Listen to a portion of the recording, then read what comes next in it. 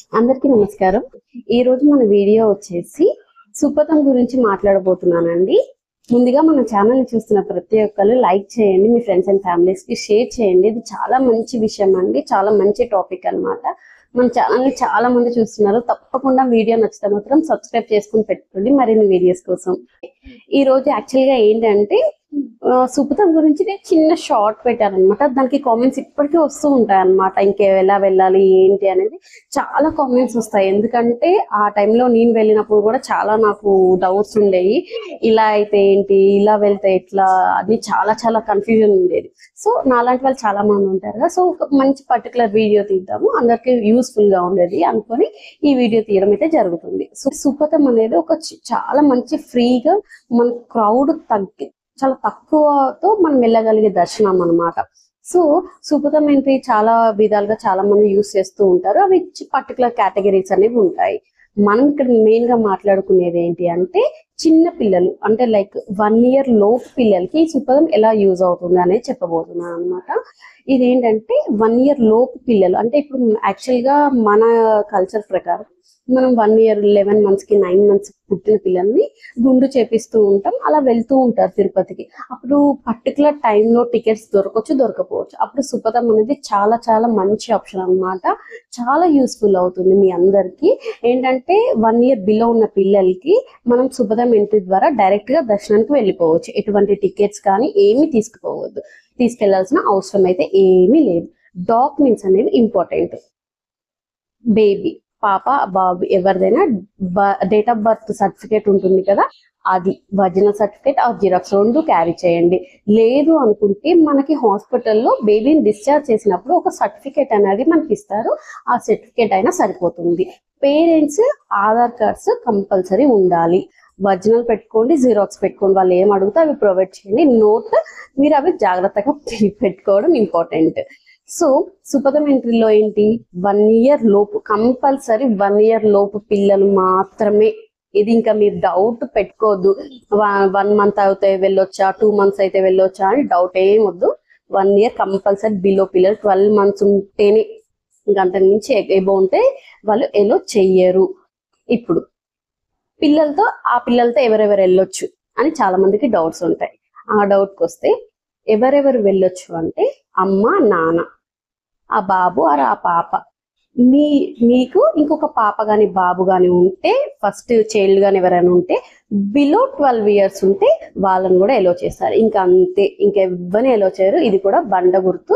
ఇంకెవ్వని అస్సలు కంపల్సరీ ఎలో అయితే చెయ్యరు. ఎందుకు అంటే ఇది ఓన్లీ 4 members కే వర్తిస్తుంది. ఆ కుటుంబ సభ్యులకు మాత్రమే వర్తిస్తుంది. పెట్టుకోవద్దు.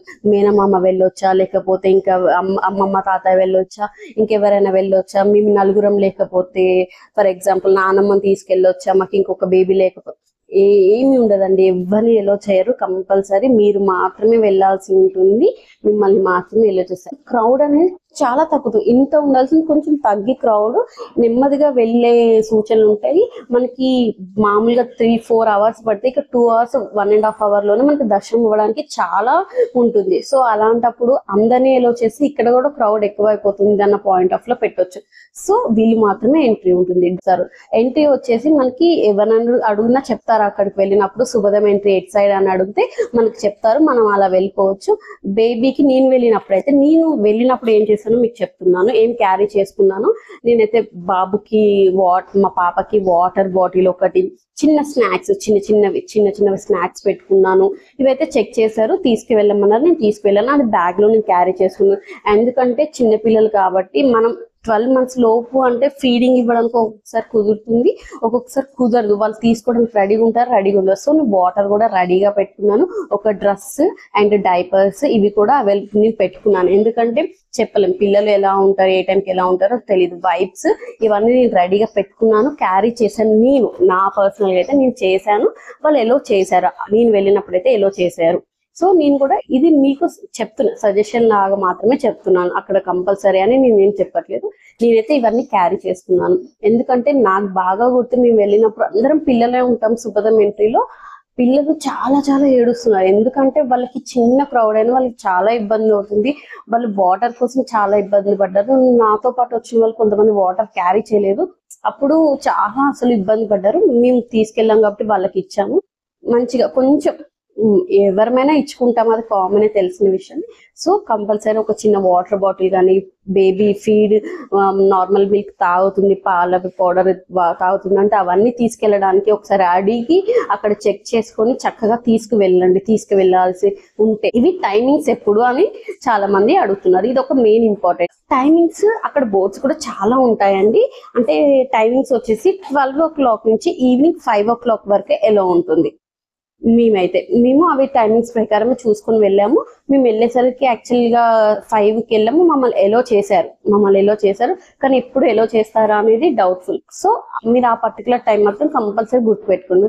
12 o'clock నుంచి 5 o'clock వరకు, మధ్యాహ్నం 12 గంటల నుంచి సాయంత్రం 5 గంటల వరకు ఆ ఎంట్రీకి టైమింగ్ అనమాట. సో ఆ టైంలో వెళ్ళడానికి ప్రిఫర్ చేసుకోండి. ఎందుకంటే తెలిసి తప్పు చేయదు కాబట్టి ఆ టైంలోనే వెళ్ళడానికి మీరు ప్రిఫర్ చేసుకోండి.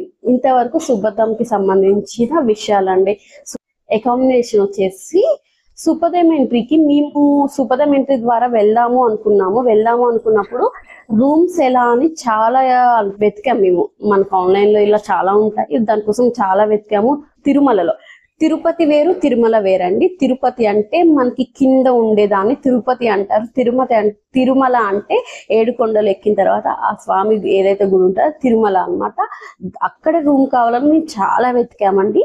రూమ్స్ అయితే మాకు దొరకలేదు. ఎందుకంటే యాక్చువల్ గా మన స్పెషల్ ఎంట్రీ దర్శనం కానీ, లేకపోతే ఆన్లైన్ లో మనం దర్శనం టికెట్స్ ఏమైనా తీసుకుంటే ఆ టికెట్ ద్వారా మనకి ఏ రోజైతే రిలీజ్ అవుతాయో రూమ్స్ కూడా ఆ రోజు మనం బుక్ చేసుకోవడానికి ఉంటుంది. బట్ ఇది సుపదం ఎంట్రీ మన పిల్లల మంత్స్ ఏజ్ బట్టి మనం వెళ్తున్నది. ఇది మనకి దీన్ని బట్టి మనకి ఏం లేదనమాట.